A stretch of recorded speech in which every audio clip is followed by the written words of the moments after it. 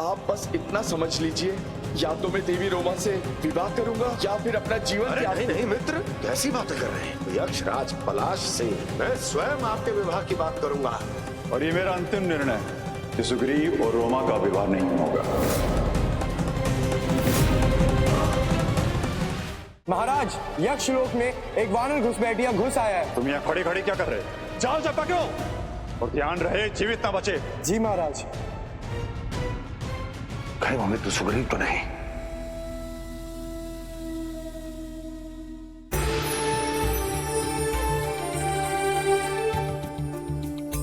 देवी रोमा,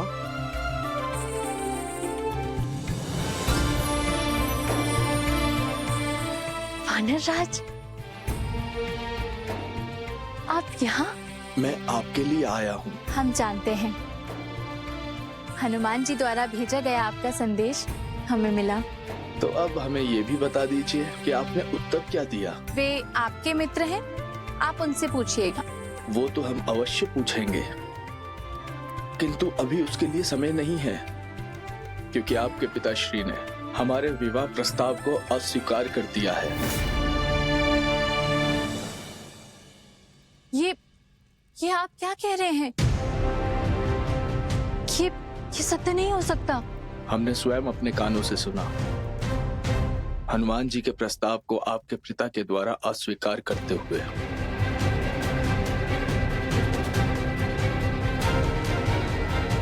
देवी रोमा, क्या आप हमसे प्रेम करती हैं? वानर राज, यदि हमें आपसे प्रेम न होता तो प्रतिदिन हम आपसे मिलने किष्किंधा क्यों आते? यदि हमें आपसे प्रेम ना होता तो हनुमान जी को पिताश्री से विवाह प्रस्ताव करने के लिए क्यों कहते? देवी, तब तो हमारे पास सिर्फ एक ही मार्ग है, हमें आपके पिता की इच्छा के विरुद्ध जाके विवाह करना होगा। महाराज, एक वानर को हमने रोमा के कमरे में प्रवेश करते हुए देखा। किंतु अब हमारे पास कोई और मार्ग नहीं है। यक्षराज किसी भी क्षण यहाँ पे आ जाएंगे और फिर हमारा ये जीवन, हमारी इच्छाएं, प्रेम, सब कुछ उनके बंदी बन के ही रह जाएगा। पुत्री रोमा, पुत्री रोमा, तुम ठीक तो हो पुत्री? अब निर्णय आपको करना है देवी। आप अपने पिता के हट को स्वीकार करेंगे या फिर हमारे प्रेम को? पुत्री रोमा, यहाँ से हम कैसे जाएंगे? पिताश्री तो इसी ओर आ रहे हैं। आपको हम पे विश्वास है ना? स्वयं से भी अधिक। तो फिर आइए।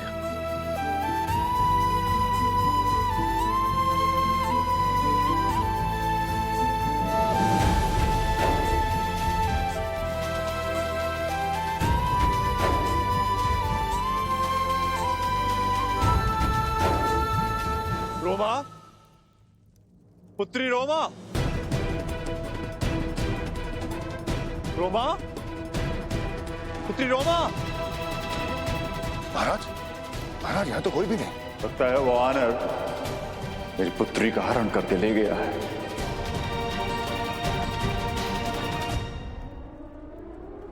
यक्षराज, आप चिंता ना करें। मुझे लगता है कि मुझे पता है कि वो गुप्तचर कौन है। मैं आपको वचन देता हूं, मैं आपकी पुत्री देवी रोमा को स्वयं लेकर आऊंगा। आज्ञा दीजिए। हमारी पुत्री का विवाह देवराज इंद्र के पुत्र जयंत से होगा। जयंत और मेरे मित्र सुग्रीव को गदा युद्ध के लिए आमंत्रित कीजिए और इनमें से जो भी विजयी होगा, आप अपनी पुत्री का विवाह उसी से सुनिश्चित कीजिए।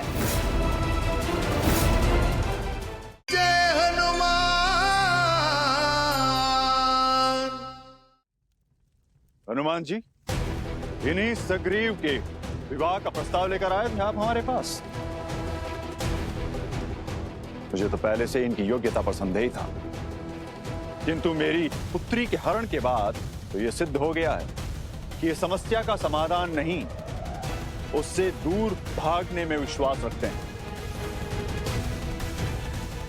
क्षमा करें यक्षराज, किंतु मेरे मित्र ने आपकी पुत्री का हरण नहीं किया था। देवी रोमा स्वयं अपनी इच्छा से उनके साथ गई थी। आप उनसे स्वयं पूछ सकते हैं। ये सत्य है पिताश्री। हम वानर राज सुग्रीव से प्रेम करते हैं।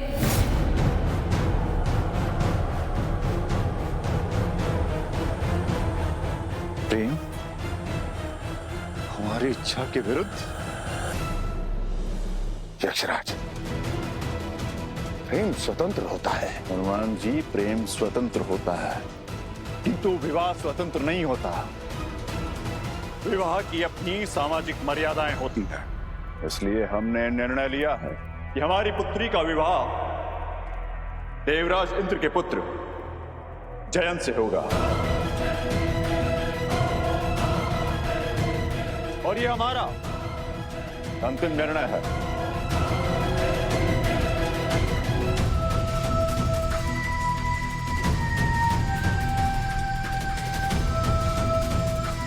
यक्षराज, क्या हम जान सकते हैं कि किस योग्यता के आधार पर आपने जयंत को देवी रोमा के लिए चुना है? सुग्रीव से हर दृष्टि में जयंत उत्तम है। कुल, शक्ति, धैर्य, वीरता, सब कुछ में। यक्षराज, वीर की पहचान युद्ध भूमि में होती है। और मेरा आपसे यह निवेदन है कि आप जयंत और मेरे मित्र सुग्रीव को गदा युद्ध के लिए आमंत्रित कीजिए। और इनमें से जो भी विजयी होगा, आप अपनी पुत्री का विवाह उसी से सुनिश्चित कीजिए। आपके निवेदन को मानने के लिए मेरे पास कोई भी कारण नहीं है, किंतु मैं आपकी इच्छा का मान रखते हुए आपका ये निमंत्रण स्वीकार करता हूं। जो भी इस युद्ध में विजय होगा, उसी के साथ मेरी पुत्री का विवाह होगा।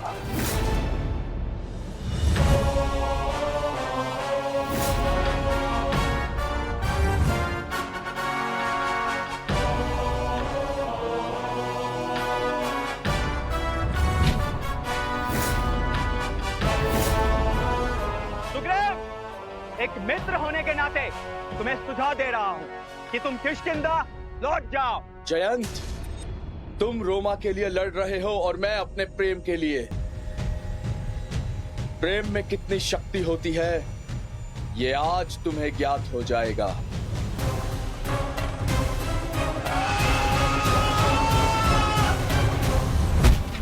जय श्री राम।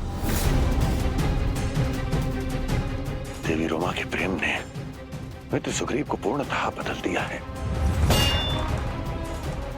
सत्य कहते हैं लोग कि भक्ति और प्रेम में कुछ भी असंभव नहीं।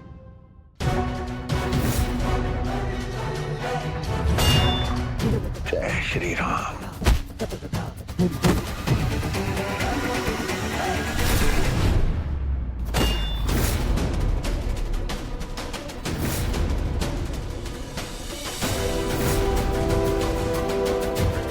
ये क्या हुआ मित्र? सुग्रीव को अचानक से ये युद्ध क्यों नहीं लड़ पा रहे हैं?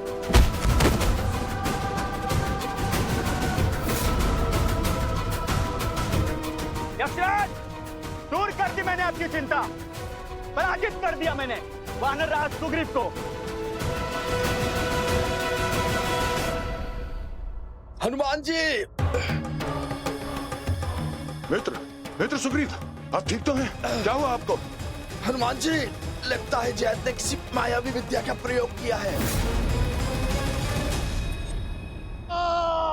मित्र, आप चिंता न करें। इस संसार की हर माया की केवल एक ही औषधि है, प्रभु श्री राम का नाम। जय श्री राम।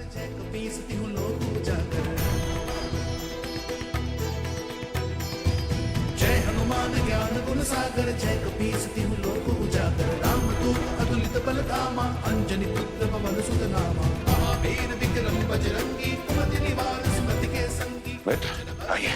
सुबेसा कानन कुंडल कुंचित केसा, हाथ वज्र और ध्वजा विराजे। कांधे मूंज जनेऊ साजे, शंकर सुवन केसरी। जयंत, मायावी शक्तियों का प्रयोग करके तुमने अधर्म किया है और तुम्हें इसका दंड अवश्य मिलेगा। जय श्री राम।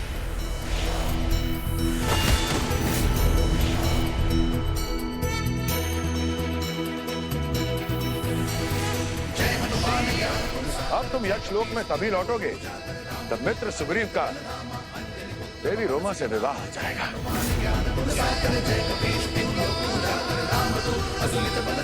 जय श्री राम।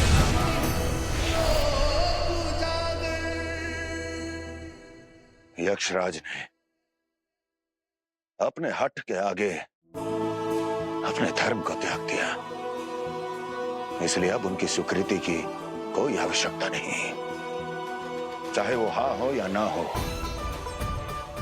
मित्र सुग्रीव, अब आपके और देवी रोमा के प्रेम धर्म का मैं साथ दूंगा। प्रभु श्री राम की कृपा से मैं आपका विवाह संपन्न करवाऊंगा।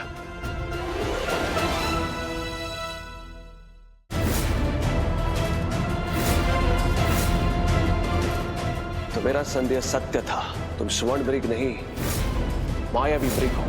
फिर तो तुम्हारी माया का अंत निश्चित है। जय हनुमान।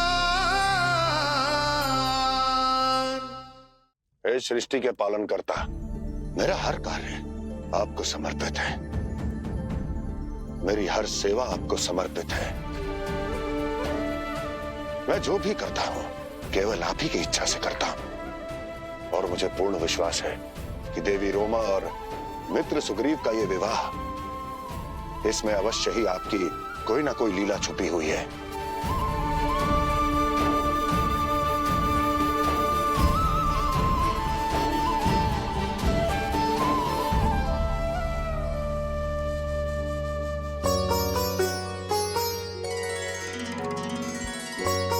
पिताश्री की आज्ञा के बिना मैं ये विवाह कर रही हूँ, किंतु मुझे आप पे पूर्ण विश्वास है। गरुड़ध्वजा मंगलम पुंडरीकाक्ष मंगलाय तनोहरि मंगलाय तनोहरि।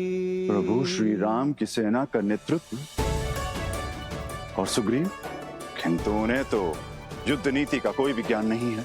यक्षराज, वानर राज सुग्रीव में हर प्रकार की विद्या और ज्ञान को आत्मसात करने की शक्ति है। इसीलिए तो हनुमान जी ने ये लीला रची है, ताकि आने वाले रामकाज के लिए सुग्रीव को तैयार किया जा सके। मुझे क्षमा करें देवराज, मैं अपने अहंकार में समझ ही नहीं पाया कि ये सब महाबली हनुमान की लीला है। पुत्री रोमा, पिताश्री आप?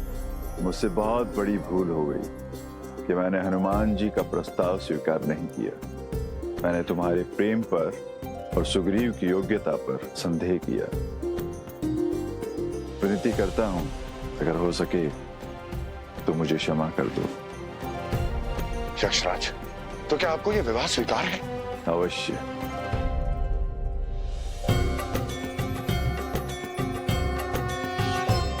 खुश रहो महाबली हनुमान। वानरराज सुग्रीव में बल, बुद्धि और शक्ति में किसी प्रकार की कोई कमी नहीं है, किंतु मैंने निर्णय लिया है कि मैं इन्हें इस संसार का सर्वश्रेष्ठ सेनापति बनाऊंगा। आज से आप जिस भी सेना का नेतृत्व करेंगे वो सेना अजय होगी, और आप जिस भी सेना के सेनापति होंगे उस सेना को कभी भी पराजय का मुंह नहीं देखना पड़ेगा। प्रभु, आप तो सरत जगत के चरण चरण के स्वामी हैं। इस संसार में आपके लिए तो कुछ भी असंभव नहीं। प्रभु, आपकी इस क्रिया में मैं भी सहभागी होना चाहता हूँ। प्रभु, मैं भी रामकाज करना चाहता हूँ। आप मुझे भी अपनी सेवा का अवसर दीजिए। प्रभु, हमने सुना है कि आपने अपने शौर्य और अपने पराक्रम से अनेक वनों को असुरों से मुक्त कराया है। किंतु प्रभु, आपके चरण कमलों पे ये धूल कैसी? आपके ललाट पर ये चिंता की रेखा कैसी प्रभु? यह आपकी कौन सी लीला है? हनुमान, पिता की आज्ञा के अनुसार हम पंचवटी और अनेक वनों में वास करते रहे। धर्म के कार्य में अधर्म के विरुद्ध जनक दुलारी सीता ने पग पग हमारा साथ दिया। किंतु एक दिन, इतने वर्षों तक मैं प्रभु श्री राम से दूर रहा, परंतु अब उनकी हर लीला से मुझे साक्षात्कार करना होगा। प्रभु के साथ घटी हर घटना को साक्षात देखना होगा।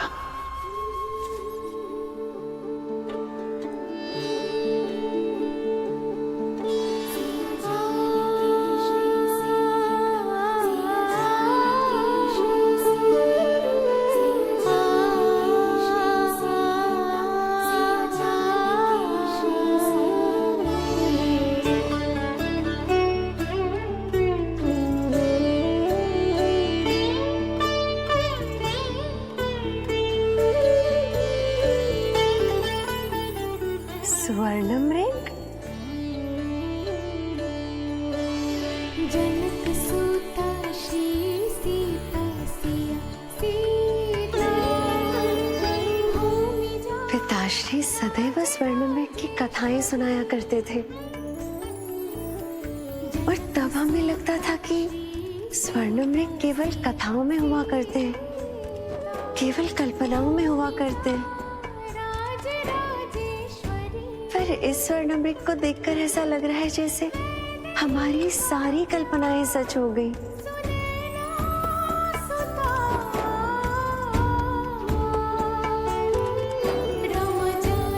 ये स्वर्णमृग तो चोटिल है। इतने सुंदर स्वर्णमृग को किस निष्ठुर ने चोटिल कर दिया? मृगराज, हमें आपका उपचार करना है।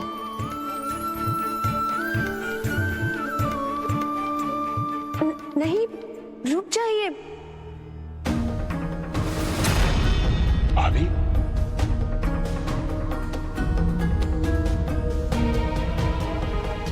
भाभी अचानक कहां चली गई? पुष्पों की टोकरी भी यही रखी हुई है। कहीं कोई मायावी?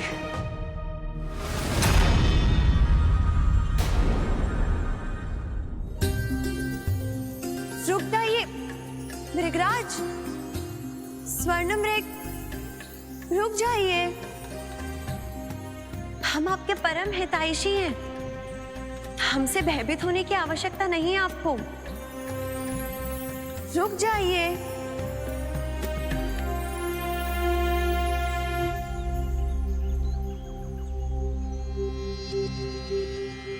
स्वर्णमृग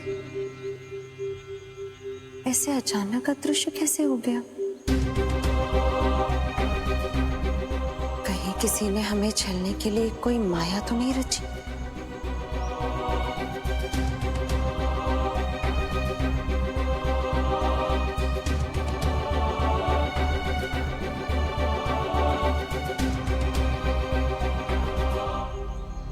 नहीं,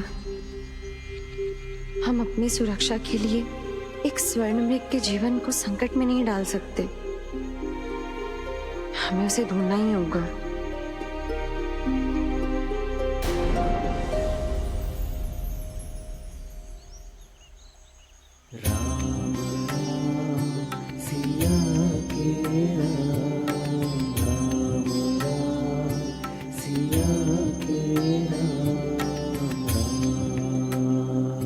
सीते, आश्रम से इतनी दूर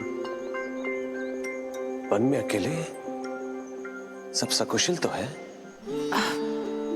नहीं प्रभु, आज हमने जीवन में प्रथम बार एक स्वर्णमृग देखा।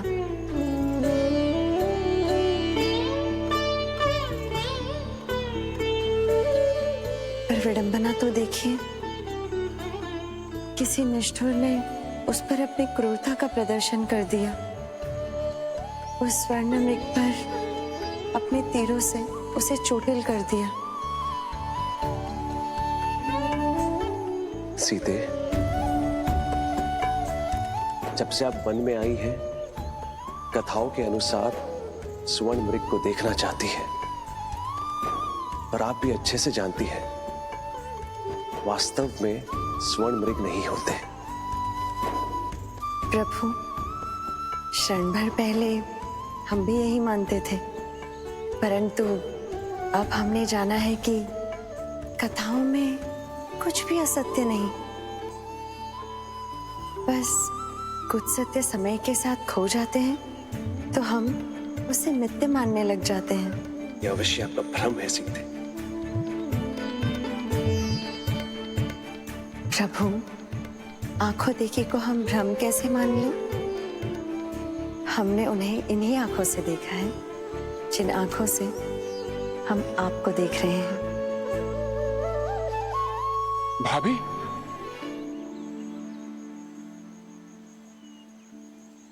प्रभु, यदि आपको हमारी बात असत्य लग रही है तो आप लक्ष्मण भैया से पूछ लीजिए, वो भी वहीं थे। उन्होंने भी अवश्य देखा होगा वो स्वर्ण मृग। भैया बताइए इन्हें। क्षमा कीजिएगा भाभी, यदि आपने स्वर्ण मृग देखा है तो वो कोई मायावी ही हो सकता है, क्योंकि वास्तव में स्वर्ण मृग होते ही नहीं। लक्ष्मण सत्य कह रहे सीते, कोई मायावी असुर आपका जीवन संकट में डालने का प्रयास कर रहा है। अति शीघ्र आश्रम की ओर प्रस्थान करना चाहिए। चलिए। प्रभु, हो सकता है कि आप दोनों का संदेह सत्य हो, परंतु कहीं हमारे अंतरात्मा की पुकार सत्य निकली तो? क्या एक निर्दोष जीव की रक्षा करना हमारा धर्म नहीं? एक दुर्लभ स्वर्ण मृग को हम अपने संदेह के कारण मृत्यु को प्राप्त हो जाने देंगे प्रभु?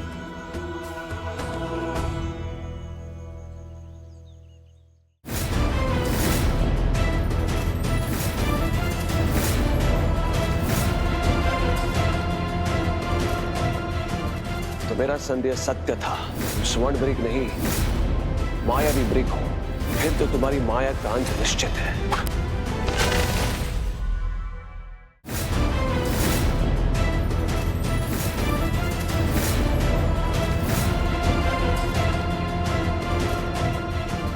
तो मेरा संदेह सत्य था। स्वर्ण मृग नहीं, मायावी मृग हो, फिर तो तुम्हारी माया का अंत निश्चित है।